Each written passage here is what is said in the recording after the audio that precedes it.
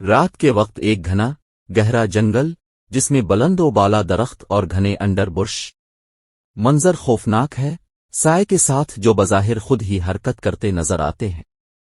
درختوں کے درمیان دھندلا چمکتا ہوا مدار اثر گوشیاں واضح طور پر نظر آتی ہیں، جس سے ایک منحوس ماحول پیدا ہوتا ہے۔ 4 دوستوں کا ایک گروپ، 2 لڑکے 2 لڑکیاں سے رات کے وقت جنگل میں ٹارچ تھامے احتیاط سے چل رہے ہیں۔ ان کے تاثرات تجسس سے لے کر بڑھتے ہوئے خوف تک ہوتے ہیں جب وہ تاریک جنگل کی گہرائی میں جاتے ہیں۔ ٹارچ کی شعائیں بمشکل گھنے اندھیرے میں داخل ہوتی ہیں، ان کے ارد گرد سائے منڈلاتے ہیں۔ 3D تصاویر انسانی اعداد و شمار کی شکل میں سائے گروپ کے گرد تیزی سے گھوم رہے ہیں۔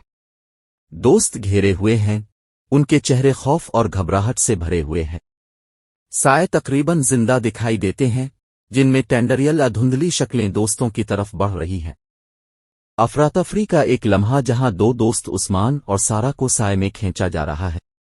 ان کے تاثرات دہشت کے ہوتے ہیں جب وہ مدد کے لیے پہنچتے ہیں، لیکن اندھیرا ان کو گھیرے ہوئے ہے۔ باقی دوست علی اور عائشہ بے بس ہیں، ان کے چہروں سے صدمہ اور وحشت ظاہر ہوتی ہے۔ اس منظر میں علی اور عائشہ کو پیلا اور بظاہر لرزتے ہوئے صبح کے وقت جنگل کے کنارے سے نکلتے ہوئے دکھایا گیا ہے۔ صبح کی روشنی مدھم اور سرد ہے، لمبے سائے ڈال رہے ہیں۔ وہ صدمے کا شکار نظر آتے ہیں، ان کے کپڑوں پر گندگی اور خوف زدہ تاثرات جب وہ اپنے دوستوں کے بغیر گاؤں لوٹتے ہیں۔ جنگل کی ایک آخری تصویر جو اب مکمل طور پر قدیم برائی کی جگہ کے طور پر سامنے آئی ہے۔ درخت اور سائے خوفناک شکلیں بنتے نظر آتے ہیں، جن کی شاخوں میں بھوت کی شکلیں بمشکل نظر آتی ہیں۔ ماحول اسرار اور خطرے سے بھرا ہوا ہے، گویا جنگل اپنے اگلے شکار کا انتظار کر رہا ہے۔